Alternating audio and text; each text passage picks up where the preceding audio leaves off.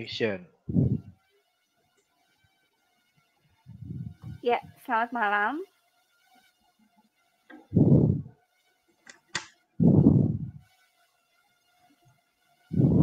Selamat malam semua. Selamat datang di YouTube channel Sirai TV. Tema kita malam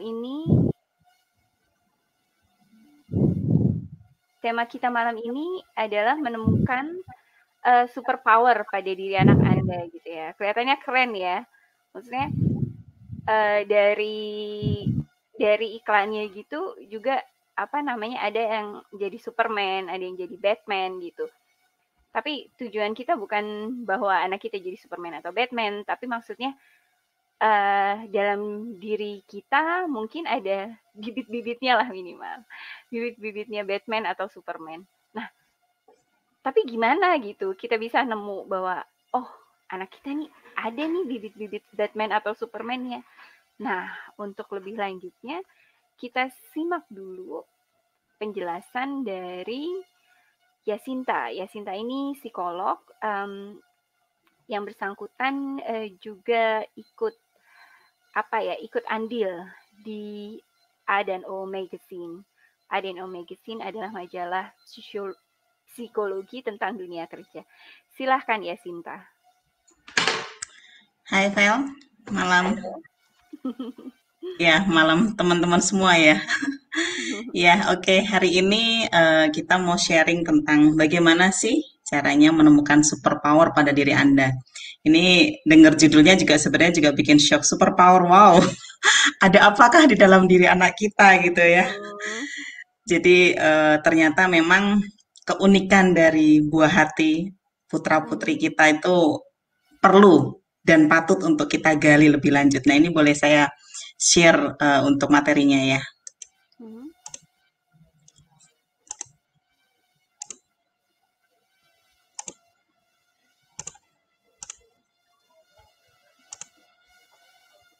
Oke. Nah, ya jadi saya Yasinta gitu ya. Hari ini akan membahas tema temukan superpower dalam diri anak Anda. Nah, tapi sebelum kita bahas lebih lanjut, saya pengen bertanya sih sebenarnya pada siapapun yang mungkin sedang menonton tayangan hari ini gitu ya, atau pada Pak Leo juga boleh yang sudah punya anak. Kira-kira kalau kita ditanya, seperti apakah putra-putri kita menurut kita itu jawabnya bakal kayak gimana? Kalau punya ponakan boleh jawab nggak? Boleh, Vel. Apa kira-kira yang terbersit di dalam pikiran kita saat itu begitu kita ditanya, seperti apa sih mereka menurut kita? Pinter. Pinter, oke. Apalagi kira-kira? Apa ya, nggak bisa diem. Nggak bisa diem, ya. Nggak bisa diem, bawel gitu ya. Kemudian aktif, pencalitan gitu ya. Wah, ada banyak banget. Jadi ya memang itu adalah salah satu cara kita mengungkapkan seperti apakah mereka. Ada yang mungkin bilang anaknya rajin. Ada yang bilang mungkin, wah kok anak saya yang bungsu ini males banget gitu ya. Ada yang bilang, wah anak saya ini beraninya luar biasa sampai nggak tahu malu gitu. Tapi ada juga yang bilang, kenapa ya anak saya ini pemalu sekali, bahkan kalau disuruh tampil itu nggak berani. Jadi kalau misalnya ada acara di sekolah, wah udah pasti tuh pegang rok mamanya kenceng-kenceng gitu ya. Kemudian ada juga yang mungkin bilang anaknya cerewet gitu ya, banyak ngomong. Atau ada juga yang bilang, wah kok anak saya pendiam sekali ya, nggak bisa apa-apa. Ada juga yang bilang aktif gitu kan. Nah, terlepas dari apapun statement kita tentang mereka, apakah yang kita sampaikan itu cukup menggambarkan diri mereka? Ya. Nah, ini yang sebenarnya menjadi pertanyaan yang perlu untuk kita renungkan sebagai orang tua, kita introspeksi ke dalam diri kita. Apakah kita memang sudah cukup mengenal mereka sehingga kita bisa mengeluarkan statement-statement yang memang pas dengan mereka. Nah, ini yang perlu kita cari ya. Jadi ada satu buku yang bercerita tentang you are like a seed gitu ya. Nah, di sini sepertinya menganggap kalau kita punya anak itu gampang. Punya anak itu ya tinggal lairin gitu ya. Kayak kalau kita nanam tanaman gitu, biji ditanam terus dia kita siramin, kita kasih pupuk, kena sinar matahari, which is berarti itu dia akan tumbuh dengan sendirinya. Ntar tahu-tahu juga gede. Nggak susah kok jadi orang tua, nggak susah kok ngedidik anak. Tapi apa iya? Apa iya memang benar begitu gampangnya ngedidik anak gitu ya? Apa iya kita memang benar-benar bisa tahu seperti apa anak kita? Ini saya gambarkan gitu ya. Jangan sampai karena terakhir beberapa beberapa waktu yang lalu saya juga kebetulan ada satu sharing tentang satu hal. Saya ketemu dengan seorang anak remaja gitu yang dia bilang, saya ini hubungan saya dengan orang tua itu aneh katanya gitu. Kenapa aneh? Karena kadang-kadang orang tua itu seperti teman buat saya. Tapi tiba-tiba orang tua bisa kayak orang asing buat saya. Wah, itu begitu saya dengar pernyataan itu, saya juga pernah baca tentang hal itu. Dan jelek gitu ya. Maksudnya yang saya temukan di sini adalah kalau misalnya kita memang benar-benar mengenal mereka, tapi ternyata mereka juga punya persepsi yang berbeda tentang diri mereka akibat dari perlakuan kita ke mereka. Nah, artinya ya ini kembali lagi menjadi satu permenungan. Apakah kedekatan kita dengan anak-anak kita itu cukup memberikan persepsi yang sama terhadap mereka gitu ya. Bahwa mereka tahu kita sayang dengan mereka. Bahwa kalau kita negur itu ya memang karena kita sayang dan kita mau mendidik mereka ke arah yang benar. Tapi seringkali mungkin kalau pas lagi kita marah, yang sampai itu bukan nasihatnya. Tapi yang sampai itu justru emosinya. Yang mereka tangkap emosinya kita, bukan nasihat pada saat kita ngomel gitu ya. Jadi ya inilah kompleksitas dari parenting sehingga saya selalu bilang, parenting itu nggak pernah ada lulusnya loh. Semua topik mau dibahas tentang parenting itu nggak ada habisnya. Karena menjadi orang tua itu juga nggak ada lulusnya, memang nggak akan bisa wisuda. Bahkan Kalau nggak ada lulusnya bisa di DO ya. amit-amit jangan sampai ya Vel ya. Jangan sampai ya. Iya, iya. Jangan sampai kita di DO sama anak kita ya. Hanya gara-gara kita seperti tidak mengenal mereka gitu ya Vel ya. Ya, jadi ya itulah parenting itu kayak belajar ya, long life learning. Jadi memang parenting itu tiada berkesudahan. Saya rasa siapapun, bahkan mungkin orang tua kita sampai sekarang juga pasti akan tetap belajar yang namanya ilmu parenting. Kita akan belajar parenting itu dari mereka waktu masih bayi, mereka masuk SD, mereka SMP pun pola asuhnya juga jadi berubah gitu kan. Mereka SMA, bahkan sampai punya cucu pun kita orang tua tetap akan belajar bagaimana menjaga, bagaimana memahami cucunya yang udah beda jauh generasinya gitu ya. Jadi nah yang sering kali terjadi nih Vel. Jadi parenting matters itu yang sering kali terjadi adalah anak itu harus menjadi seperti apa yang diinginkan orang tuanya, Vel. Itu sampai sekarang saya masih ketemu dengan berbagai macam kasus yang demikian. Artinya orang tua itu tidak berusaha untuk melihat keunikan dari si anak. Sebagaimana adanya dia. Tapi orang tua kebanyakan ingin melihat bahwa anak itu adalah duplikasinya dia. Jadi segala Fotokopi bapak sesuatu mamanya persis betul. gitu ya. Betul, tapi sayangnya yang dimau itu yang bagus doang, Vel. Nah, ini yang Iya, yang iya. yang jadi dilema ya. Orang tua mau anaknya memfotokopi beliau gitu ya, orang tua, tapi yang bagusnya doang. Begitu anaknya copy paste yang jelek, orang tuanya nggak terima juga. Gimana dong? Orang tuanya nggak terima juga. Jadi Padahal orang orang tuanya bisa jadi juga sama gitu ya, sama jelek. betul. Nah, sangat-sangat betul sekali. Jadi nanti saya akan cerita tentang bagaimana karakter itu bisa terjadi, bisa memungkinkan hal itu gitu, Vel. Oke. Nah, ini memang menjadi apa hal yang bahkan sampai dewasa itu juga orang tua kadang lupa anaknya udah besar gitu ya. Jadi mereka masih tetap mengatur agar anaknya itu bisa seperti apa yang dia mau, bukan sebagaimana anaknya itu seharusnya tumbuh gitu. Nah, jadi yang menjadi pertanyaan lagi nih, kalau misalnya kita dengan parenting matters tadi gitu ya, dengan permasalahan parenting yang umum, sangat umum terjadi gitu. Kemudian kita ingin anak kita itu menjadi duplikasinya kita. Hmm. Yang saya bayangkan, ada mungkin anak-anak yang memang berhasil mencontoh orang tuanya sukses gitu ya. Ada dengan karakternya dia, dengan potensinya dia, kebetulan memang bibitnya pas gitu. Hmm. Jadi akan terjadi yang hero tadi, yang superhero yang jadi topik utama kita, yang sebelah gambar sebelah kanan. Superhero yang percaya diri, yang dia menatap ke depan, yang bisa maju, yang sukses gitu ya, yang percaya diri, yang gagah gitu ya. Atau justru karena kita saking kebangetannya maksain anak kita mirip kita, ternyata dia berbeda dengan kita. Ya kan namanya anak itu datangnya kan nggak cuma dari mamanya ya, Vel ya. Anak itu kan bisa lahir karena pertemuan antara mama, papa. Kakek Mama, papa, neneknya juga kadang bisa. iya, itu dia. Itu yang suka dilupain, Vel. Jadi anak itu nggak cuma hasil dari mama, papa, tapi juga ada gen yang turun, karakter yang turun dari kakek neneknya. Nah, ini yang sering kali saya juga suka ketemu nih. Ternyata anaknya nggak mirip nih sama papa mamanya, tapi mirip sama kakeknya gitu. Nah, Wah, loh. iya. Jadi memperlakukannya otomatis harusnya berbeda. Nggak bisa disamain gitu kan.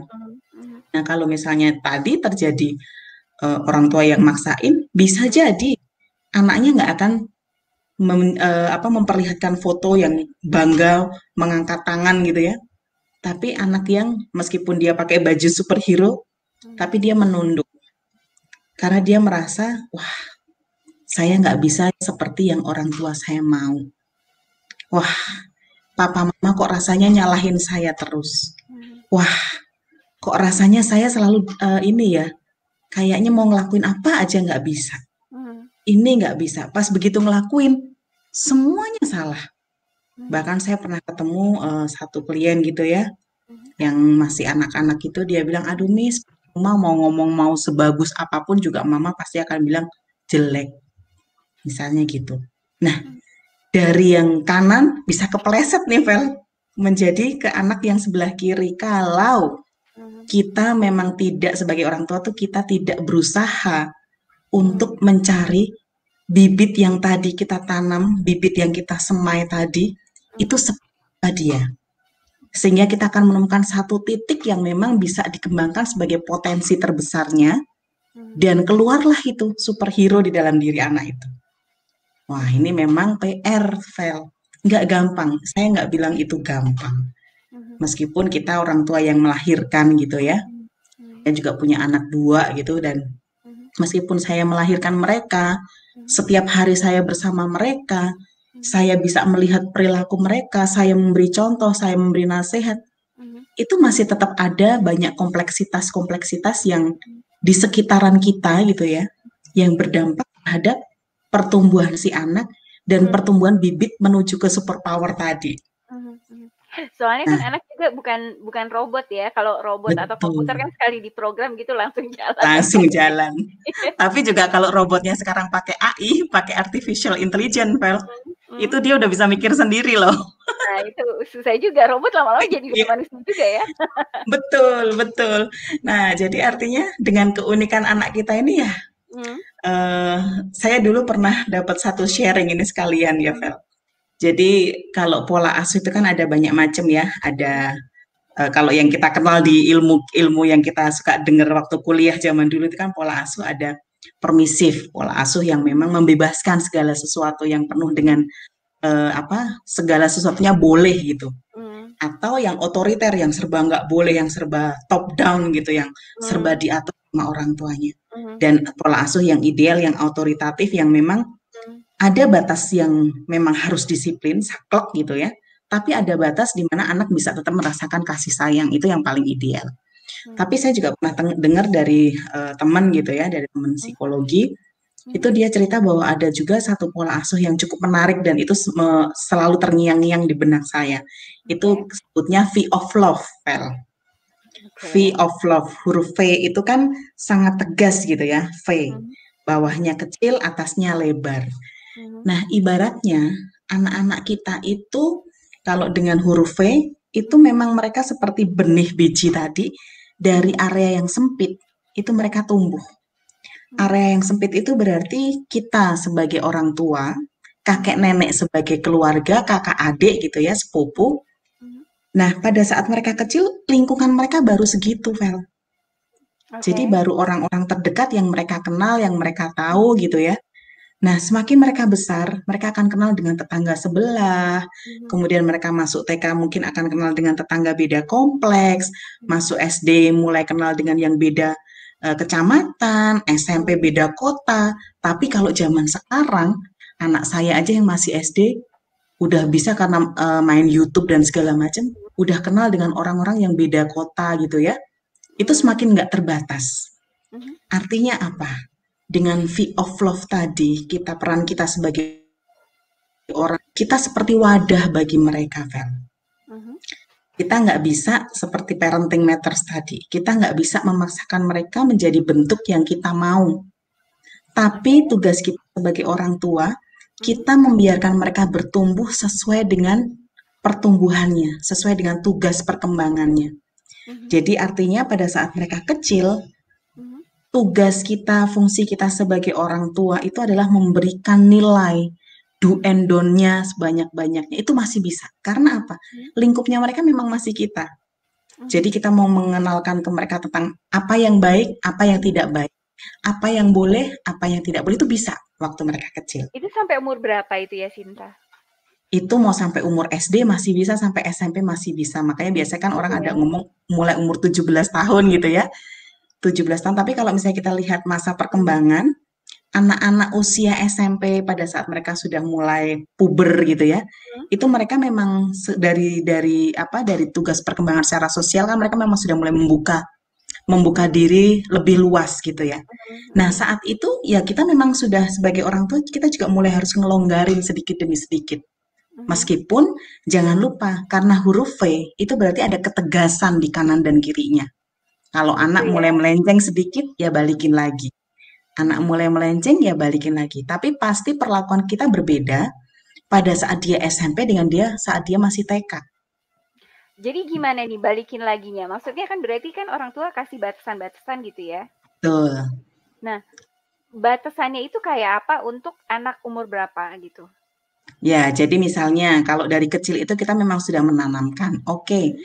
yang baik itu adalah A, B, C, D, yang tidak baik adalah A, B, C, D.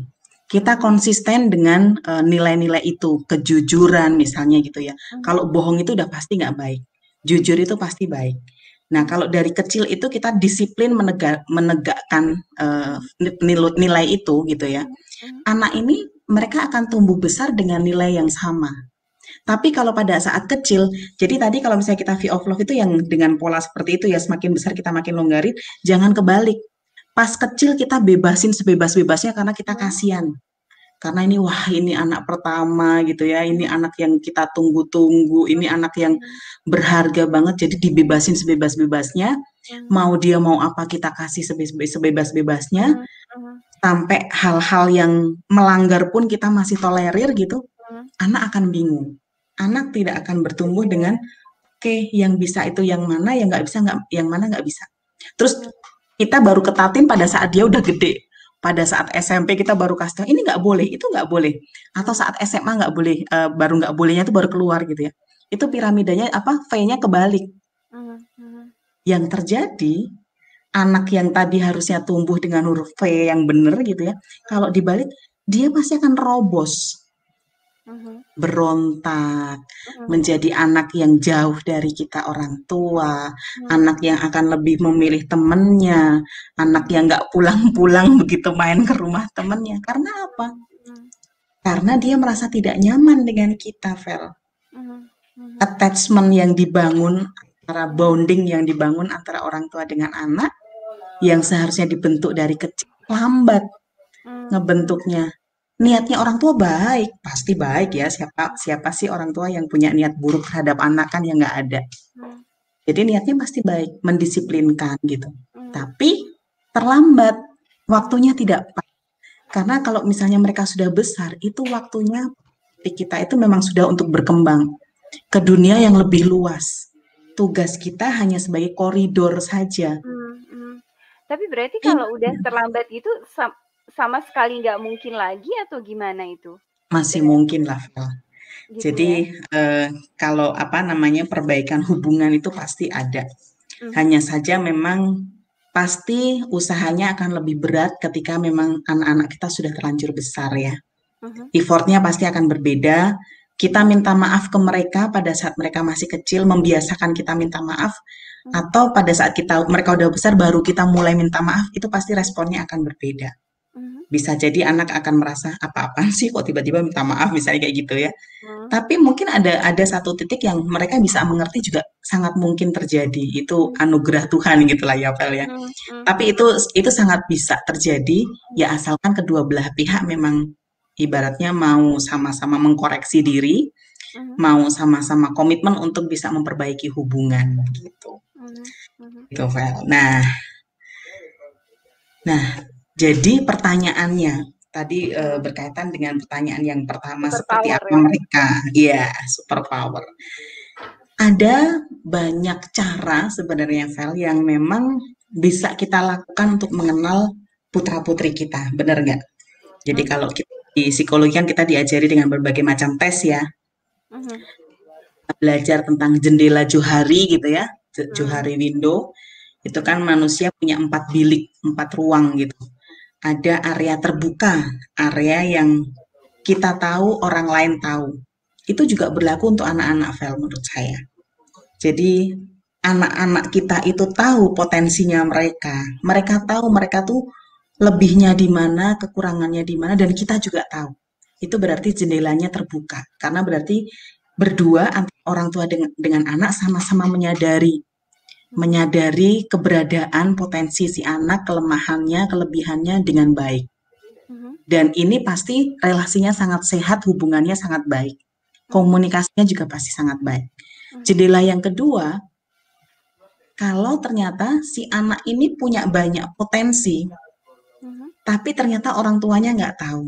Kalau kita dari posisi anak berarti saya tahu diri saya, orang lain nggak tahu saya, bahkan orang tua saya nggak tahu. Itu bisa jadi banyak macam. Itu berarti keluarganya bermasalah atau kenapa itu? Belum tentu, Vel. Belum Jadi tentu. belum tentu karena bermasalah. Jadi bisa macam-macam, bisa karena karakter. Ada karakter-karakter yang memang kalau misalnya kita sering secara umum sebut gitu ya, ada introvert, Mhm, ekstrovert lah iya, gampangnya. mhm, Orang-orang introvert juga nggak gampang terbuka dengan orang tuanya. Nah, mhm, nanti di sini akan saya bahas karakter yang secara khusus gitu ya. Itu oke, juga nggak gampang untuk open terhadap orang tuanya. Dan mhm, mungkin kebetulan dia ketemu dengan dia pas ada di posisi orang tuanya itu bukan orang yang memang mau tahu gitu. mmm, Sibuk, kemudian atau memang orang tuanya memang tidak mencoba untuk tahu lebih detail tentang anaknya, ya mhm, terjadilah jendela yang kedua tadi. mhm, Atau ada juga jendela yang ketiga ini saya juga ketemu dengan beberapa klien gitu ya. mhm, Si anak nggak tahu apa-apa tentang dia, tapi si orang tuanya itu saking kekeh markeh gitu ya. Dia sangat tes psikologi minded gitu, Vel. Nyebutnya tes jadi psikologi minded. anaknya dites terus gitu ya? Anaknya dites segala macam gitu ya. Mau tes IQ iya, tes EQ iya, mau tes apalah pokoknya setiap ada tes itu dites dia. Jadi orang tuanya punya punya portofolio anak itu sedemikian lengkap, dia Mhm, sangat tahu potensinya anak, tapi si anaknya nggak tahu. Nah, ini oke, di jendela yang ketiga ini berarti si mhm, anak tidak tahu dirinya, orang lain yang tahu. Which is orang mhm, lain itu orang tua maksud orang saya. tuanya, mhm, Tapi ini masih ya berarti kalau dari sisi orang tuanya oke, ini tinggal ngeklikin jembatan gitu ya. oke, Artinya si orang tua perlu mengkomunikasikan si anak gitu. mhm, Yang paling mengerikan yang jendela keempat nih, Fer. oke. Jendela Eh, keempat itu tapi jendela hmm, ketiga itu salah juga nggak? Maksudnya, bermasalah nggak itu? Apa orang tuanya atau anaknya gitu bermasalah nggak? kalau dibiarkan terus-menerus, tentu ini akan menjadi masalah karena Mhm, si anak pasti akan merasa yang tadi, yang parenting matters tadi. mhm, Orang tua tahu banget nih anaknya ya kan, jadi mhm, dia sampai udah tahu mappingnya anak ini akan bagus gimana-gimana. mmm, Tapi si anak tidak merasa demikian karena dia tidak tahu tentang dirinya. mhm, Jadi dia akan merasa, kenapa hidupku ini sangat diatur oleh orang tua gitu kan. iya, iya, iya, iya. Karena orang tuanya sangat tahu dia nggak tahu Mmm, dirinya sendiri. orang tuanya Nah, jadi itu kayak akan paranormal ya, terus dia jadi bingung juga, iya, "Ini kan orang tua saya memang tahu ada semua." dasarnya. Masalahnya orang Mhm tuanya nggak komunikasiin ke anaknya, itu yang jadi mhm problem. Jendela yang kedua, yang ketiga, dan yang keempat ini jendela yang mhm membuat kita tidak sehat, Vel. Kalau itu mhm, dibiarkan menerus. Karena oke, kalau jendela yang kedua yang penuh rahasia itu, mhm biasanya inilah yang kalau orang bilang topengnya tebel banget gitu ya. Topengnya tebel banget karena memang dia menyimpan banyak rahasia. mhm Nah, kalau yang jendela yang ketiga itu juga nggak baik. Kenapa? Kalau mhm orang tidak tahu dirinya sendiri, anak kita biarkan tumbuh tanpa dia tahu dirinya sendiri, mhm itu biasanya dia akan kesulitan menetapkan tujuan hidupnya. mhm, Bisa oke, sampai ke sana. Jadi kalau misalnya besar ditanya mau jadi apa, Dek? Bingung. Mau mmm, ambil jurusan apa, Dek? Nggak tahu. mmm, mmm, Kalau dia, apalagi dia termasuk tipe yang pasrah gitu ya. Kamu mau jadi apa, Dek? Terserah mama deh, gitu kan. Waduh, ini yang mau ngejalanin hidup anaknya atau mamanya gitu kan. mhm mhm, Nah, jendela yang keempat itu yang blind spot. oke, Jendela yang si anak nggak tahu, orang tua nggak tahu, orang lain nggak tahu. mmm, Siapa yang tahu, Vel? mhm, Tuhan. Tuhan, iya bener, Cuman itu juga banyak terjadi. Jendela keempat ini ada juga yang lebar juga gitu ya. mhm Orang-orang yang memang dia nggak tahu sama sekali Vel mhm potensinya. mhm, Anaknya juga nggak dikasih tahu gitu. Dia nggak tahu oke, anaknya ini sebenarnya bisa apa gitu, nggak tahu. Itu ada juga. Nah, which is itulah fungsinya kita gitu ya. Fungsinya kita mhm orang-orang psikolog gitu ya, psikologi mhm mhm bisa membantu. Jadi mhm tugas kita itu kan sebenarnya berbagi berkat gitu ya, untuk mhm bisa membantu orang-orang masuk ke jendela hidup gitu ya, ke jendela yang memang bisa mhm membuka, menguak potensinya mereka dengan lebih dalam mhm, gitu. Nah, jadi ini saya membuka ada 4 jendela lagi nih, Vel, tapi ini bukan oke Johari Window. oke Ini adalah salah satu pintu kita untuk bisa memahami tentang karakter si anak, gitu ya. oke, Jadi kalau mau teori apapun tuh banyak di luaran sana teori iya, banyak bang gitu. kayak mhm Tapi kebetulan di sini kami mengembangkan ini ada satu satu aspek yang kita lihat sebagai karakter itu mhm, kita bagi manusia itu menjadi 4 karakter. Kan biasa oke, ya kita suka menggolong-golongkan gitu ya iya, untuk lebih mudah treatment dan segala macamnya. Jadi mhm yang pertama itu karakter yang kita gambarkan sebagai batu karang. mhm, oke, Kemudian yang kedua itu karakter yang kita gambarkan sebagai air. Yang ketiga oke, karakter yang kita gambarkan sebagai spons. Dan yang keempat ini kontraflow gitu ya. Your way, my way itu different gitu ya. oke, Nah, in detail ini saya jelasin. mhm Nah, kalau putra-putri kita itu cirinya misalnya kalau nanya itu dari A sampai Z nggak ada habisnya. Suka ketemu nggak, Vel? Anak-anak kecil yang kayak gitu. Ketemu nggak? banyak, Kalau dia nanya sampai kita nggak bisa jawab loh. Sampai kita nggak bisa jawab beneran. Iya kan? mhm, Jadi kalau ini anak saya yang kedua kayak begini nih. Jadi oke, kalau nanya itu benar-benar kalau dia masih belum mendapat jawaban yang puas, akan dia tanya lagi. Besoknya akan dia tanya lagi sampai dia dapat jawaban yang memuaskan buat dia. oke, Gitu ya. Ini cukup menantang bagi para orang tua yang mhm, punya putra-putri logisnya itu kebangetan gitu ya. Nah, oke anak-anak ini juga kadang-kala punya punya kebiasaan nyuruhnya juga lumayan gitu ya. Jadi oke, kayak raja gitu. Kalau nyuruh, jadi oh kalau gitu, misalnya dia punya mau gitu, wah, mhm langsung ini gitu. Ya mhm di satu sisi mhm, positif adalah berarti mereka sudah mulai mengembangkan jiwa kepemimpinannya, Vel. oke, Memang nyebelin disuruh anak kecil kan, mhm. nyebelin banget. Tapi kalau kita mau lihat sisi positifnya, sebenarnya mereka sudah mulai mengembangkan aspek leadership-nya mereka. Tapi berarti juga Nah, anaknya punya inisiatif gitu ya? betul. Oh begini, oh begitu, gitu. Dari dirinya Iya, sendiri, nggak disuruh sama orang tuanya gitu ya? betul sekali, Vel. Nah, anak-anak ini itu biasanya juga orientasinya tuh terhadap tujuan. Mhm Jadi dia lebih, oke, target saya apa, mhm, gitu ya. Orientasinya terhadap tujuan dan tangguh. Ini oke, area positifnya ya. Jadi mhm anak-anak yang logis itu biasanya cirinya jadi mereka memang nanyanya tuh teritil dari A sampai Hmm. Z gitu ya. Hmm. Hanya Dan juga ada A1, A2, A3. A2 ya, ada turunannya banyak banget. Hmm. Dan biasanya mereka juga keras kepala. Hmm. Jadi Oke. karena apa? Kalau Hmm. misalnya kita mau pahami, Hmm. orang yang logis itu kan pola pikirannya itu adalah jika maka. Oke. Jadi mereka biasanya akan percaya ketika mereka melihat buktinya. Nah, Hmm. ini kalau misalnya di sini ada yang Bapak Ibu gitu ya, coba kita lihat anak-anak kita. Hmm. Apakah mereka kalau nanya detail dari A sampai Z, Hmm. apakah mereka baru percaya kalau udah dapat buktinya gitu ya? Hmm. Hmm. Apakah mereka nggak bisa dijanjiin? Wah, kalau dijanjiin kita bakal dikejar gitu ya. Dek, jangan Hmm. rewel nanti kita ke Indomaret gitu ya. Wah, ini sebut merek. Hmm. Wah, kalau gitu tidak terjadi dia bakal ngejar kita gitu Hmm. ya. Dia Hmm. akan dia inget apa yang kita janjiin. Ini contoh karakter yang pertama. Oke. Nah, keras kepala tapi Hmm. si bocah yang cukup-cukup apa keras kepala ini Hmm. motivasinya up and down, Vel. Oke. Tiba-tiba dia bisa menggebu-gebu, wah mau melakukan Oke. sesuatu gitu ya. Hmm. Itu benar-benar yang dengan semangat ekstra gitu, dengan drive yang Hmm. sangat tinggi, tinggi. Hmm. Tapi begitu tek kena sesuatu gitu ya, mungkin kesenggol dikit gitu, Hmm. langsung motivasinya down. Hmm. Itu juga salah satu ciri karakter ini. Ekspresif. Oke. Kalau marah, wah dia langsung kelihatan, wah gitu ya, kelihatan garangnya. Hmm. Kalau sedih, dia nangis. Kalau Oke. seneng ya ketawa bisa hahaha, bisa bisa Hmm. ketawa abis gitu ya. Oke.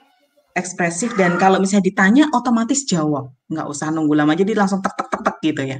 Hmm. Tapi sensinya juga tingkat tinggi, apalagi Oke. kena harga diri gitu ya. Nah, Oke. ini salah satu hal yang kita bisa kembangkan dari karakter ini. Mhm. Kalau misalnya kita kasih tugas dia, itu mesti tugas yang menantang, ada rewardnya nih, Vel. Oh Baru gitu. tuh anak-anak yang kita sebut persistence ini, Mmm.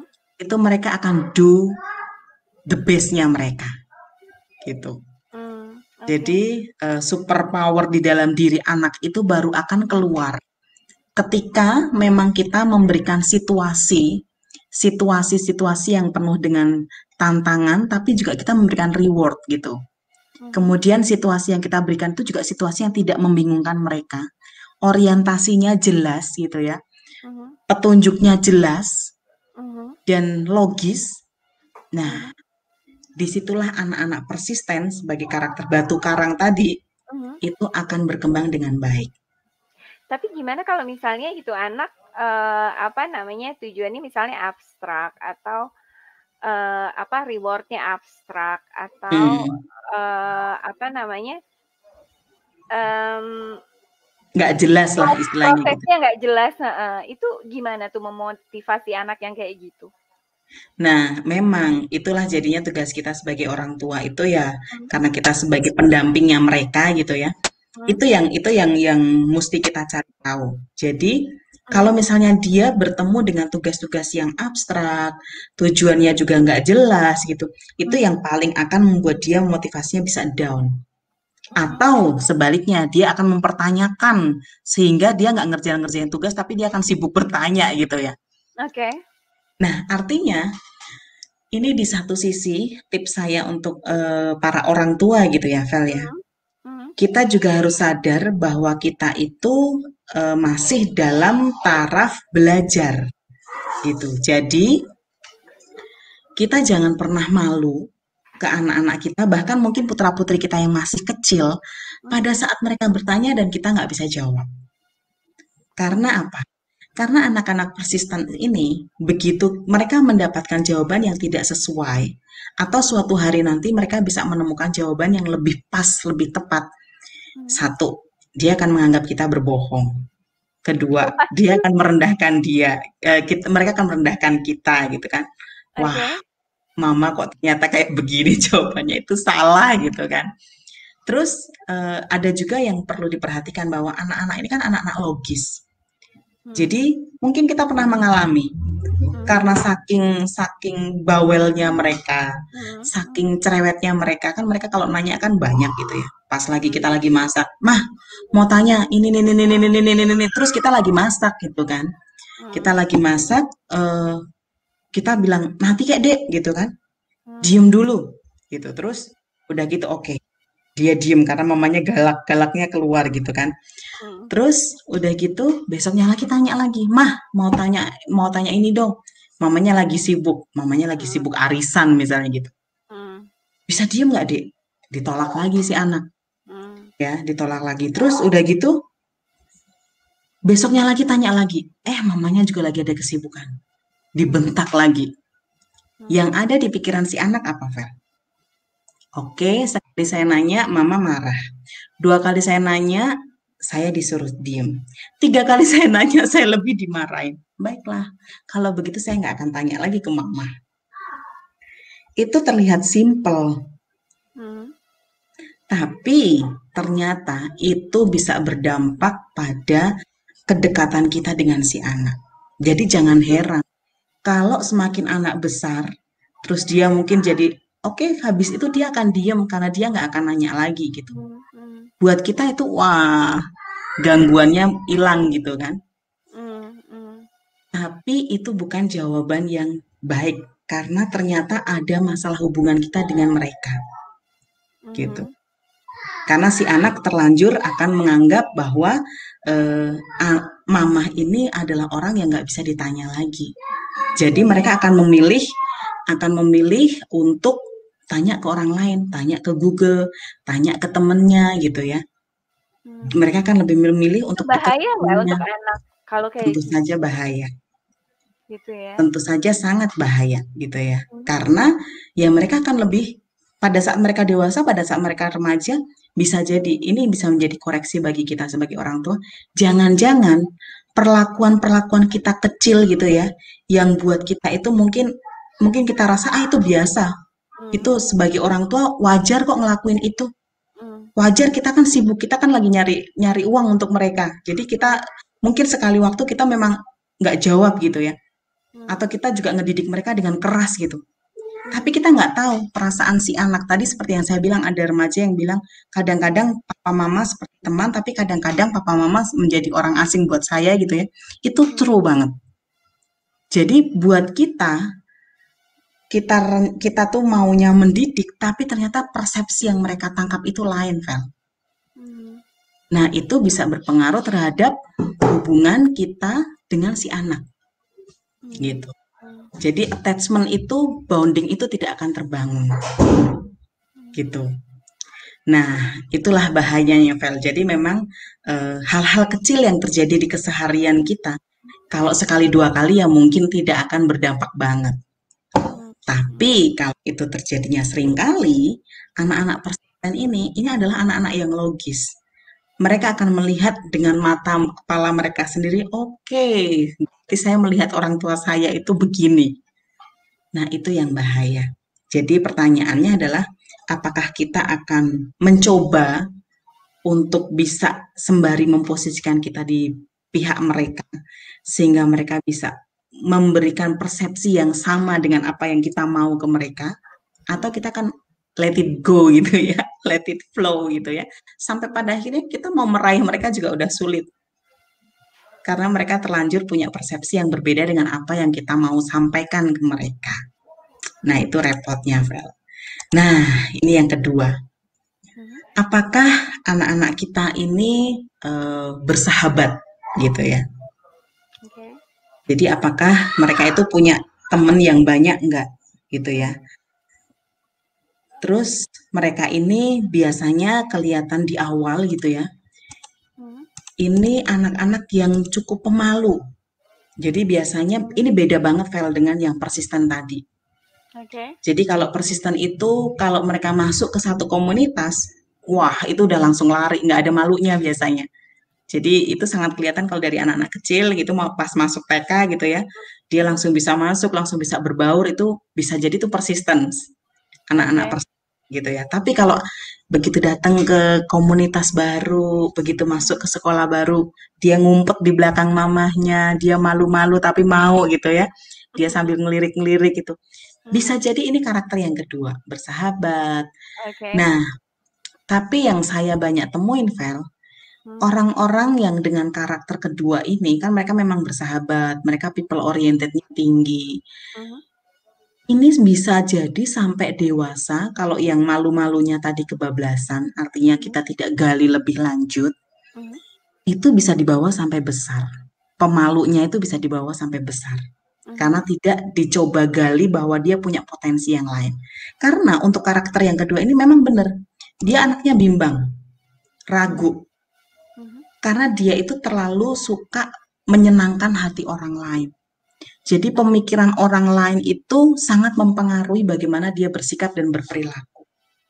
mhm, Sehingga dia biasanya cenderung suka menghindari konflik, Vel. Jadi mhm. anak-anak ini daripada konflik sama temennya, ya udah deh pulang-pulang pensilnya nggak balik lagi. Mamanya tinggal bingung, kok tiap kali pulang pensilnya hilang? Bukan hilang, tapi dia kasih temennya daripada dia berantem sama temennya, dia kasih aja yang punya dia. Itu bisa nggak sih karena pengaruh orang tua gitu? Jadi misalnya orang tuanya tuh galak gitu, jadi daripada Mm-mm. takut salah, ya udah deh gitu aja, maksudnya nggak mau konflik gitu. Itu juga mungkin sangat bisa terjadi. Pola asuh jelas pasti Mmm, sangat berpengaruh mhm, dengan perkembangan si anak ya. Kalau mhm, ini di sisi karakternya si anak. mhm, Jadi bawaannya si anak, which is mhm, karakter mhm, ini juga tadi yang saya bilang, ini juga mhm, turunan dari orang tua, dari kakek mhm, nenek juga gitu ya. mhm, mhm, Nah, terus ini pasif di awal tadi saya udah cerita. Tapi Vel, kalau digali lebih lanjut, anak-anak ini memang bunglon banget ya. gitu ya. Anak-anak yang pasif di awal yang karakter kedua ini bunglon banget. Begitu kan kalau bunglon kita tahu ya, dia nempel di tembok warna hijau dia akan jadi hijau. Dia nempel di pagar warna coklat dia akan jadi coklat. Artinya memang lingkungan itu sangat berpengaruh bagi dia.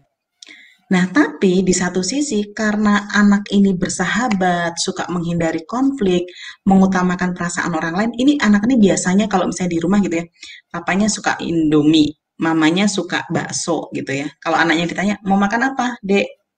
Terserah deh. Karena apa? Karena kalau saya milih Indomie nanti, mama nggak suka. Kalau saya milih bakso, papa nggak suka. Jadi dia sangat memikirkan perasaan orang lain, Vel. Nah, anak-anak yang begini ternyata dia punya potensinya justru ya biasanya kalau kita tes gitu ya, people smartnya Vel yang tinggi coba. People smartnya yang dia sangat tinggi. Saya udah pernah tuh ketemu satu ibu-ibu gitu ya. Dia bilang, masa sih anak saya ini pemalu, sama kayak saya. Kebetulan hasil tesnya sama antara mamanya dan anaknya. Mmm, Sama-sama yang karakter kedua ini. mhm, Saya sampai sekarang saya nggak berani untuk ngomong di depan orang. Saya nggak berani untuk berkomunikasi dengan orang. Saya nggak berani nunjukin di depan orang. Kok ibu bisa bilang saya ini people smartnya tinggi? mmm, Itu dia kuncinya. Karena tidak digali, tidak dikembangkan. Jadi anak-anak yang seperti ini sebenarnya cuma butuh satu waktu untuk pecah telur. mhm, Mereka tampil, mhm, mereka bisa ketemu dengan orang, dan mhm, mereka dapat pengakuan di situ. Kuncinya di sini nih, Vel. Bendera mhm, yang ketiga ini, secure.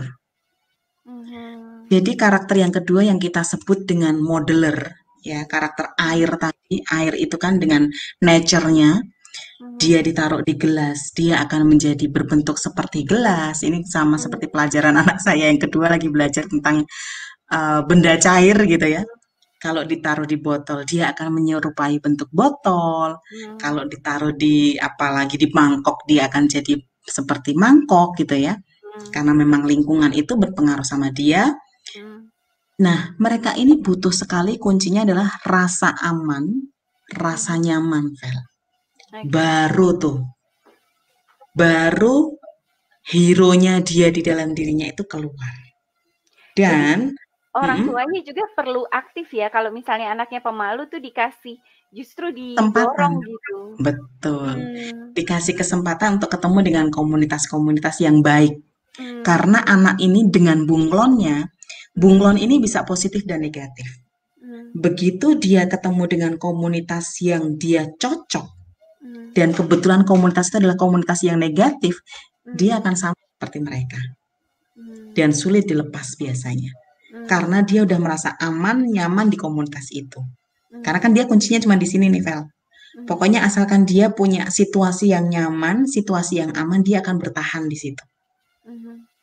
Dan dia akan bisa produktif di situ. Nah, apanya kalau dia ketemu dengan komunitas yang tidak membuat dia bertumbuh secara positif. Tapi kalau kita kasih dia situasi nyaman, aman, kita kasih dia komunitas yang positif, komunitas yang membangun, dia akan menjadi anak yang hebat. Karena apa? Jadi anak-anak modeler ini, dari riset saya nih, Vel, biasanya nanti saya akan cerita tentang multiple intelligence. Multiple intelligence-nya nggak banyak. Biasanya cuma satu doang people smart, kalau mungkin ada tambahan misalnya musik atau apa. Tapi jangan khawatir, mereka ini bisa menjadi apa saja yang mereka mau. Oh gitu. Betul, karena bunglonnya tadi. Bunglon itu kan begitu nempel langsung ganti warna. Artinya apa? Dia itu nyerapnya cepet banget. Ini anak saya yang pertama nih, Vel. Jadi anak saya tuh dua-duanya beda banget. Yang satu air, yang satu batu murni. Iya, jadi kalau yang air itu saya ngomong apa ke dia, nggak usah nunggu berjam-jam. Dia bisa meniru apa yang saya omongin ke dia, ke dedeknya. Gitu. Oh gitu. Iya, sangat bisa. Terus dari kecil saya nggak pernah lesin dia bahasa Inggris. Sama sekali nggak pernah saya lesin bahasa Inggris. Tapi dia sekarang tuh benar-benar fasih banget ngomong bahasa Inggris gitu ya. Karena dia memang suka nonton-nonton yang berbahasa Inggris gitu. Nah, karena kuncinya apa? Di sini nih, Vel. Role model. Jadi kalau anak yang persistence, itu mereka role model tidak terlalu penting karena mereka itu kekeh dengan prinsipnya. Mereka sudah punya keyakinan yang kuat atas dirinya. Mereka tahu apa yang mereka mau. Mereka hanya perlu diberikan tugas yang menantang. Tapi kalau anak yang tipe modeler, ini butuh role model yang tepat untuk mereka, Fer. Baru mereka akan jadi, gitu ya. Nah, ini sekarang. Role model itu bukan berarti hanya orang tua ya, maksudnya bukan. Bisa siapa aja ya. Bisa. Jadi misalnya mereka punya satu potensi musik itu, mereka mau jangan kasih mereka guru yang nanggung. Karena ya mereka kan jadinya ya seperti itu. Tapi kasih mereka yang the best gitu ya. Oh, mereka bisa sama tuh dengan gurunya atau bahkan lebih baik, Vel. Karena udah ada contohnya gitu ya. Iya. Jadi anak-anak modeler itu kita jangan pernah berharap mereka membuat kreativitas dari nol. Mereka itu tipenya tipe yang ATM, amati, tiru, modifikasi gitu ya. Kalau anak persistence, kita kasih Lego gitu ya, kasih Lego yang berantakan, oh dia bisa tuh create something dalam waktu yang sangat cepat. Kalau anak modeler dia pasti akan nunggu lama. Dia udah nunggu lama itu mau bikin apanya, dia udah ragu gitu ya, semuanya dia mau. Terus mau nyusunnya gimana gitu ya. Tapi kalau dia udah dikasih contoh, wah dia bisa lihat contoh, dia bisa bikin sesuatu yang lebih baik daripada contoh itu. Jadi role modelnya ya mesti yang the best di bidang yang memang mau kita kembangkan ke anak itu. Gitu. Nah, ini ya karakter yang ketiga. Mungkin Bapak Ibu punya putra-putri yang jangan smart dulu deh, yang kelihatan kurang pede gitu ya. Kalau ditanya, paham nggak Dek? Diem gitu kan. Terus, ngerti nggak Dek? Diem. Terus emosinya nggak kelihatan, Vel. Kalau tadi kan kelihatan ya perbedaan ya. Kalau yang persisten itu yang marah, dia kelihatan marah. Kalau yang model itu kebanyakan cranky, karena dia kadang-kala nggak bisa menyampaikan emosinya dengan baik, paling ujung-ujungnya nangis gitu kan. Ujung-ujungnya nangis atau rewel gitu kalau masih kecil. Nah kalau ini enggak, ini flat emosi. Sedih nggak kelihatan sedih, seneng juga nggak kelihatan seneng banget gitu kan. Kemudian apa ini kayak paham apa enggak sih, orang tuanya juga bingung gitu kan. Ini sebenarnya ngerti nggak sih gitu kan. Terus nggak pedean, tapi nggak pedenya ini beda dengan modeler. Kalau modeler itu kalau memang dia situasinya nggak aman dan nggak nyaman, dia benar-benar nggak berani maju, Val. Dia nggak bakal maju ke panggung, bisa sampai wah bisa teriak-teriak. Mungkin ibu-ibu pernah ngalamin tuh putra-putrinya yang pentas gitu, udah cakep, udah kita udah pakein baju adat yang wow gitu ya. Begitu mau naik panggung, si anak merasa nggak aman, merasa nervous, nggak jadi tuh naik panggung sampai emaknya yang malu gitu ya. Mungkin pernah ada yang ngalamin kayak begitu. Tapi kalau anak ini beda, maju dia maju aja, tapi ya lempeng. Dia tidak akan selincah anak yang persisten gitu ya. Dia tidak akan sepemalu anak yang modeler. Ya dia tampil ya nari-nari aja, tapi ya lempeng-lempeng aja gitu. Jadi cukup inferior gitu ya. Introvert kadangkala. Dan kalau misalnya belajar itu terlihat pelan. Nah, ini yang seringkali sudah terlanjur disalahartikan, Vel. Jadi, kalau punya putra-putri yang demikian, itu seringkali yang terjadi orang tuanya sudah ini ya, sudah menjudge bahwa Ini anak nggak bisa apa-apa kayaknya nggak nih. bisa apa-apa. Iya, betul. Kayaknya ini nggak ngerti apa-apa. Jadi kita kasihnya dikit-dikit nih, Vel. Kasih ilmunya dikit-dikit, kasih lesnya ya udahlah setengah jam aja. Yang gurunya yang biasa aja, toh dia juga nggak bakal ngerti, kasihan daripada nanti stres. Tapi dari penelitian, anak-anak yang tipe begini itu banyak sekali yang ternyata mereka jenius. Ini bukan hanya smart, jenius. Jadi mereka ini sangat jenius. Tapi kenapa kita sebut mereka absorber dan tadi kita gambarkan sebagai spons gitu ya. Kalau spons, tahu ya Vel ya kan, spons kalau kita taruh di air, kan nggak langsung tuh airnya masuk ke spons. Pelan. Ingat SpongeBob gitu ya kan, dia SpongeBob itu juga kalau ngomong kan juga kalau nangkep sesuatu kan pelan. Tapi sebenarnya dia cerdas. Begitu spons itu dapetin air full, diperes keluar semuanya. Artinya apa? Janganlah kita cepat-cepat ngejudge anak kita seperti apa gitu. Kalau kita memang belum tahu siapa mereka dan seperti apa mereka gitu ya. Karena ternyata kalau anak-anak ini kita kasih sebanyak-banyaknya, mereka tuh cuma butuh waktu aja kok, Vel. Mereka cuma butuh waktu aja untuk nyerap. Begitu wadahnya ini penuh, ini yang akan mereka hasilkan. Piala-piala inilah yang akan mereka hasilkan. Hitungan-hitungan rumit inilah yang akan mereka hasilkan. Jadi orang tuanya perlu sabar ya, maksudnya maksudnya tetap mendorong anaknya, tapi juga nggak ngejudge anaknya. Ya ampun, anak saya lemot atau gimana gitu. Iya. Nah, kadang-kadang kan udah terlanjur begitu karena rumput tetangga lebih hijau, Wel.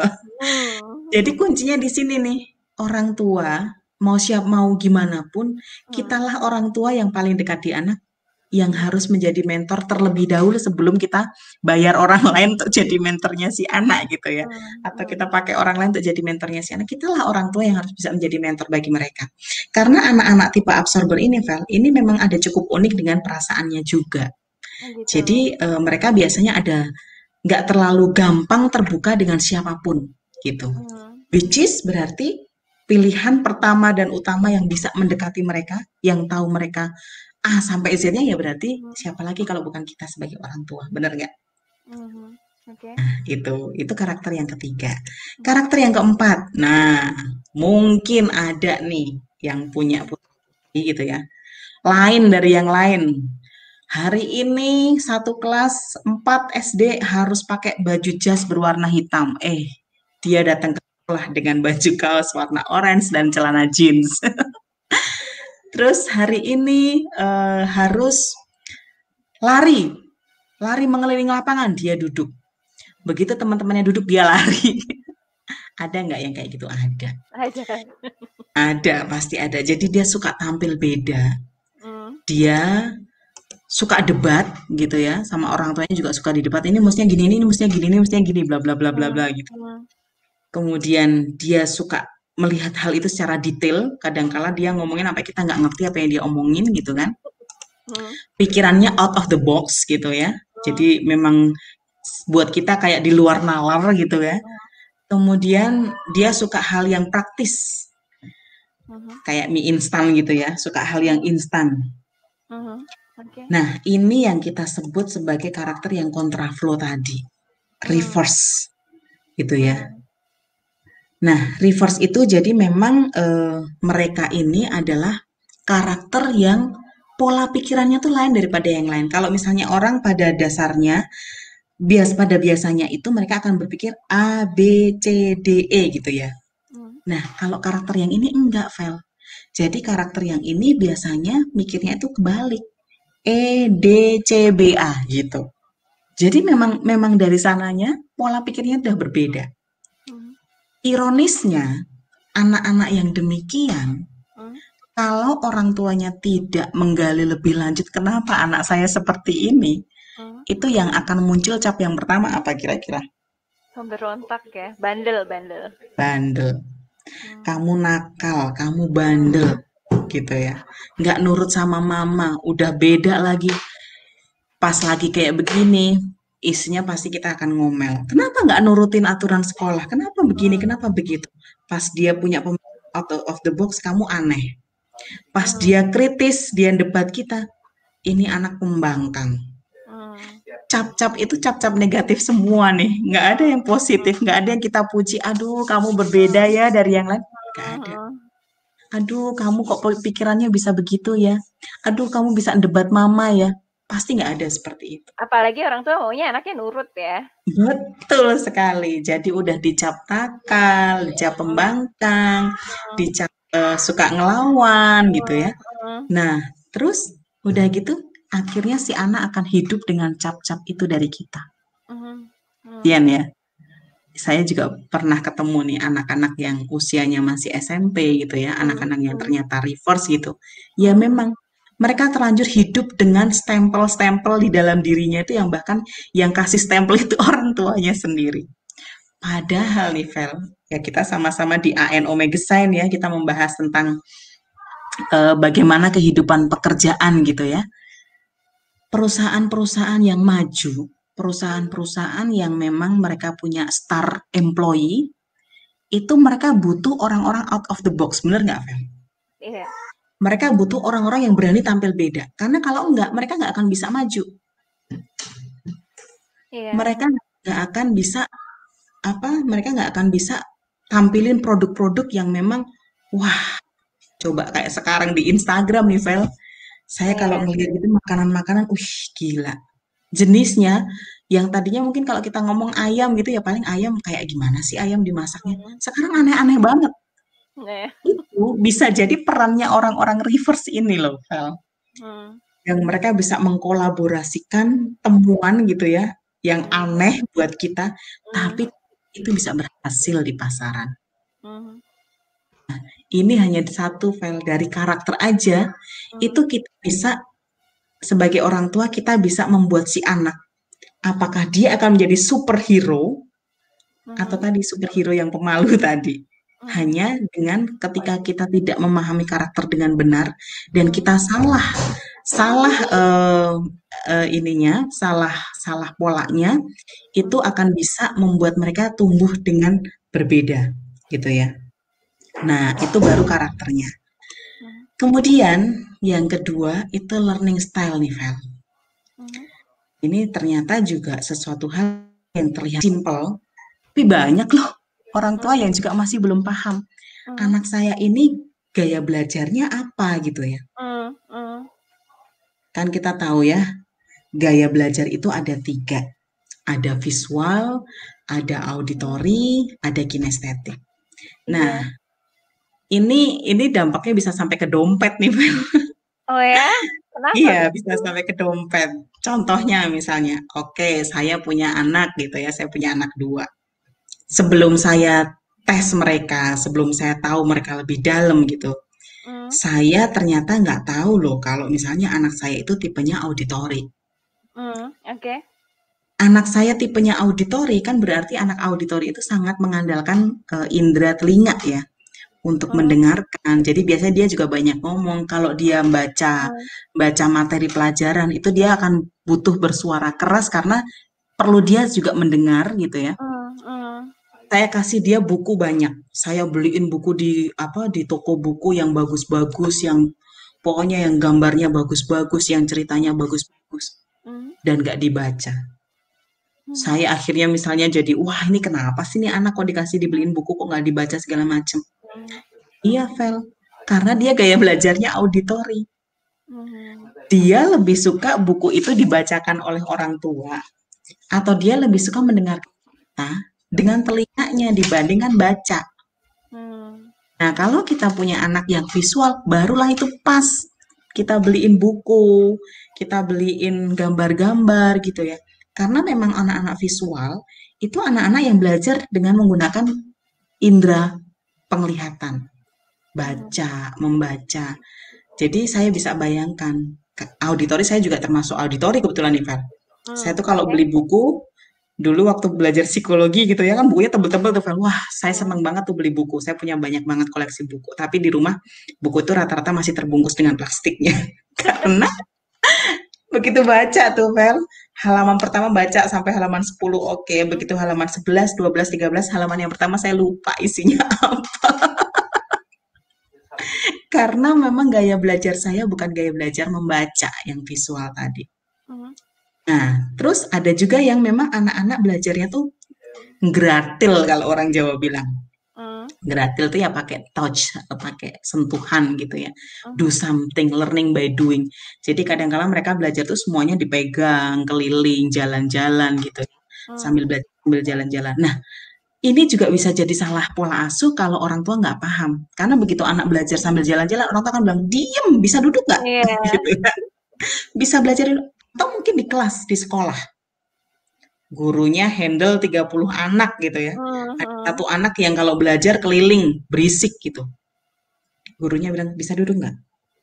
Itu nanti Padahal bisa bisa dikira ADHS kali ya sama gurunya atau sama orang tuanya karena kayak gitu? tepat, Vel. Saya ketemu dengan banyak hal yang orang tua udah langsung bilang, anak saya gangguan ini, gangguan ini. Padahal masalahnya cuma di gaya belajar. Mhm. Apalagi lagi mode ya, kayaknya, diagnosa ADHS itu jadi kayak menjamur gitu. Tapi kan jadi kasihan anaknya, Vel. Iya, iya, Mereka yang nggak kenapa-napa, yang sebenarnya mereka normal-normal aja, iya. dicap sesuatu yang akhirnya mereka hidupi, mereka akan menjadi pribadi yang demikian. Itu yang kasihan. Mmm. Makanya memang ya mereka melakukan tes itu perlu, tapi nggak perlu yang kebablasan. Mmm. Makanya kalau kita kan menganut positif psikologi gitu ya, saya Mmm. termasuk yang apa? Saya termasuk yang waham positif psikologi. Mmm. Saya lebih suka bagaimana seseorang itu punya potensi yang bisa dikembangkan daripada kita fokus pada kelemahannya dia, pada Mhm. sesuatu hal yang disebut penyakit psikologis gitu ya. Mhm. Mhm. Kalau memang itu memang sudah menjadi gangguan psikologis, ya memang kita harus datang ke psikolog klinis, harus Mmm. diobati segala macam. Tapi kalau memang masih terlihat baik-baik saja, Mmm. mungkin masalahnya ada di sini. Mmm. Jadi anak-anak auditori itu kalau belajar teritil, dermimil gitu kan. Sambil Mmm. ngomong terus gitu. Mhm. Ini bisa diasumsikan banyak macam. Mmm. Ada orang yang bilang, wah ini jangan-jangan punya teman bayangan, misalnya kayak gitu kan. Ada Karena dia gangguan ya? ngomong sendiri. Mmm. Padahal dia ngomong sendiri karena dia sedang belajar, ya kan? Nah, itu yang ya memang kita perlu memahami anak kita dengan baik. Nah, baru nih yang terakhir nih. Mhm. Ini kalau zaman kita kecil dulu, saya ingat Mhm. banget waktu saya mau kuliah gitu ya. Mhm. Dulu saya sebelum masuk psikologi itu bapak saya minta saya jadi dokter, Vel. Karena Mmm. zaman itu kalau orang pinter itu ya orang matematika, orang pinter itu ya Mhm. pasti IPA gitu kan. Mhm. Iya. Orang pinter itu ya masuk kedokteran, jadi Mmm. insinyur, Mmm. jadi Iya, arsitek, jadi apa gitu. iya. Mmm. Kalau zaman saya dulu main musik itu ya hobi. Bukan ya bukan pekerjaan ya? Betul, iya kan? Musik terus. Nah, apalagi sekarang nih, tadi sempat ngobrol sama Pak Leo. Mmm. Anaknya mau jadi YouTuber gitu. Anak saya pernah ngomong gitu kan.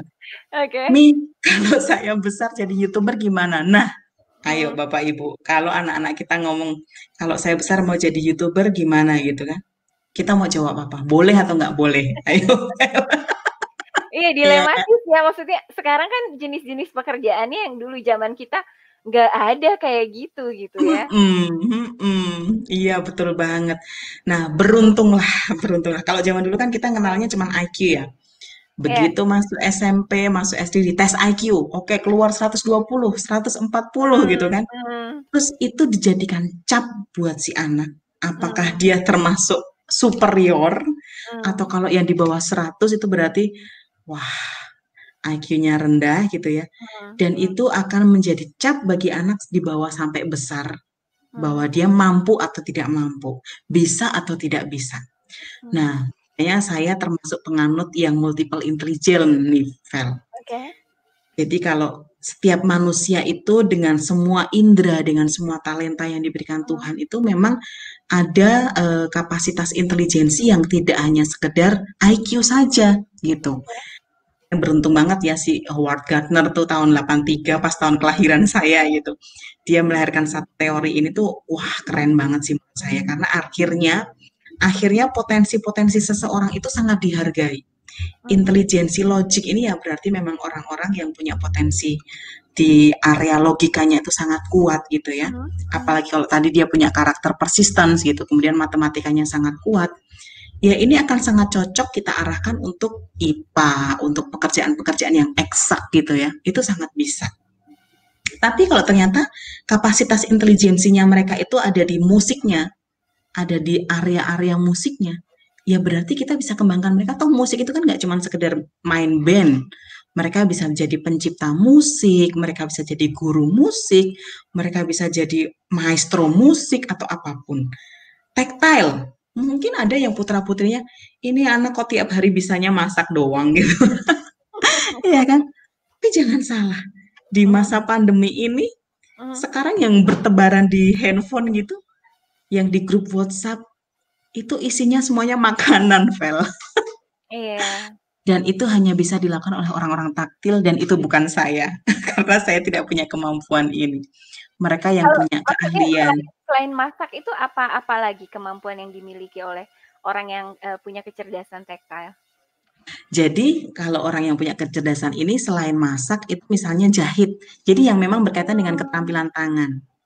Jahit, prakarya kemudian gitu ya? iya, Mmm, kreatif-kreatif itu, apa tuh yang mmm, suka bikin do it misalnya kayak yourself gitu ya? kartu-kartu, DIY Mmm, ya? DIY iya, ya? mhm, Iya, yang kreatif, yang lucu-lucu sekarang juga banyak di TikTok tuh ya. Itu mmm, orang-orang yang memang kapasitas intelijensinya di situ. Nah, kalau saya yang bikin, wah itu hancur berantakan. Ini sama. dampingin anak saya bikin mozaik aja nggak jadi-jadi.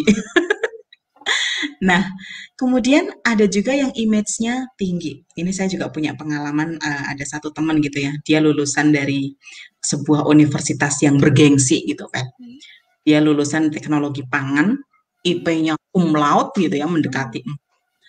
mhm, Kemudian dia kerja, satu kerjaan keluar. mhm, Terus sampai dikasih modal juga, nggak bertahan juga gitu dikasih modal mhm, yang berkaitan dengan teknologi pangan gitu. Nggak bisa juga. Suatu hari dia dites dengan tes kita gitu kan. mhm, Ternyata dia itu punya potensi di image. Dia punya hobi ternyata fotografi, Vel. Tahu nggak? mmm, Dia berhasil membuat studio fotografi dan itu tidak hanya dikenal di Indonesia, tapi juga di luar negeri, di Australia dan segala macam. Karena mmm, ini, dia mengembangkan potensi intelijensinya di image yang memang berkaitan dengan hal-hal abstrak, dengan mhm, art gitu ya. mhm, Ada juga yang potensi intelijensinya berkaitan dengan alam. Kalau ditanya jenis batu, dia bisa jawabnya sampai detail gitu ya, Vel. Atau mhm, jenis angkasa gitu ya, mhm, apa tata surya, mhm, hewan, binatang, hewan sama binatang nggak ada beda ya, mhm, tumbuhan gitu. mhm, Nah, ini berarti intelijensianya di bagian nature. Atau yang usilnya setengah mati, kayaknya gerakan tubuh itu apa badannya tuh kayak karet gitu ya. mmm, Itu bisa jadi intelijensinya ya memang di badannya dia, di body smart gitu ya. mmm, Atau tadi yang kalau anak-anak modern, yang kalau misalnya dia di satu tempat ketemu sama orang itu dia udah jadi kayak artisnya sendiri gitu. Orang suka, jadi mmm, dia kayak kayak gula dikerubutin semut gitu. Bisa mmm, jadi dia punya people smart. Atau yang belajar bahasa kayak Feli sekarang di Jerman gitu ya. mhm, Gampang banget mau belajar bahasa. Bisa menguasai berbagai bahasa asing. Bisa jadi kapasitas intelijensinya itu di bahasa. mmm, Nulis gitu ya. iya, Kemudian bikin blog atau mhm, bikin narasi apapun kayak sekarang Feli juga berkembang di ANO Design gitu ya. majalah, iya, Iya kan? Nah, ini mhm, bisa jadi kapasitas intelijensinya ya memang di sini. mhm, Nah, kalau misalnya kita mau mengarahkan dengan kapasitas mhm, intelijensi, dengan karakter, dengan gaya belajar, mhm, baru tuh superhero-nya bisa akan jadi, Vel. Contoh misalnya, iya, anak saya mau jadi dokter. Oke, kita lihat nih. Misalnya karakternya dia itu karakter yang apa? Yang terakhir reverse gitu ya. mhm, Logiknya tinggi. mhm, Oke. Tactile-nya tinggi. mhm, Oke. Tapi people-nya sangat rendah gitu kan. oke, Nature-nya sangat rendah. Dia bisa jadi dokter nggak? nggak Bisa. tahu saya. Oke, Bisa, Fer. kenapa? Tapi, tapi mungkin lulusnya butuh waktu lebih lama. Karena?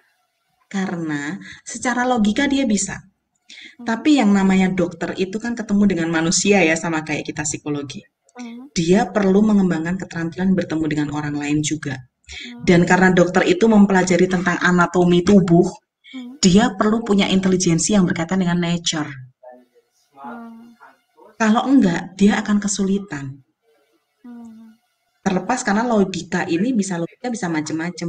Mungkin logikanya tinggi itu logika yang berkaitan dengan hitungan. mhm, mhm, Kalau tidak ada koneksi dengan nature smart, ya bisa jadi ini ada ketidakketemunya gitu. Makanya seringkali yang saya ketemui dari sekian belas tahun di pendidikan gitu ya, Vel ya. mhm, Banyak sekali orang-orang yang salah jurusan. Which is sebenarnya itu bisa kita mulai runut dari sejak anak-anak gitu. mhm, Salah jurusan ketemunya udah di gede gitu, udah pada saat mereka udah dewasa. mhm. Itu berarti tes bakat gitu kali ya? Atau gimana itu? Ya, jadi ini kita kita menggunakan tes fingerprint, Vel. Mhm, Pernah dengar oke, nggak? mhm, Jadi ini kita pakai tes finger gitu ya, mhm, yang bisa melihat tiga aspek ini. Kalau tes itu kan banyak macam, mhm, banyak macam. Jadi tergantung dari tes itu mau melihat apa. Tes bakat minat juga sebenarnya kan melihat ini juga gitu ya. mhm, Jadi kalau tes bakat minat kan biasanya kita juga kombinasi dengan tes kemampuan segala mhm, macam, tes kepribadian. mhm, Tes ini memang tidak melihat kepribadian secara mendalam seperti grafis atau segala macam gitu ya, seperti tes-tes psikologi yang lain. Tapi mhm, memang kalau secara kepribadian kita lihat yang karakter tadi. Tapi mhm, sebenarnya dari empat karakter itu bisa digali cukup banyak. Contoh mhm, misalnya, kalau orang modeler gitu, dia mau jadi dokter mungkin bisa karena people smartnya udah pasti tinggi. oke, Tapi kalau misalnya orang modeler itu dia kerja di area-area yang berat, yang penuh dengan tekanan, ya mungkin dia akan bisa, tapi akan banyak stresnya, misalnya begitu. mhm, Jadi karakter, gaya belajarnya dia, dan multiple intelligence-nya inilah yang bisa membantu orang itu bisa keluar hero-nya, bisa mhm, suksesnya itu lebih cepat atau lebih lambat. Sukses kan gitu, ada di satu titik yang mungkin semua orang bisa sampai ke sana. Cuman mhm, sampai mhm, ke sananya mau lewat jalan tol karena memang potensinya sudah terpetakan dengan baik, atau mhm, mau belok-belok dulu, belok-belok itu artinya gagal dulu, masih mending kalau gagal-gagal ini nggak capek. mhm, Gagal, capek, stres, wah nggak sampai tuh, Vel. Iya mhm, kan? iya, Gitu. Nah, jadi tiga hal itu yang memang membuat kita sebagai orang tua kita harus berpikir bahwa mhm, anak-anak kita itu ya memang butuh bantuan, mhm, harapan, dan seseorang yang percaya sama mereka. Ini Magic Johnson yang bilang. mhm, Dan siapa yang bisa melakukan itu? Ya kita.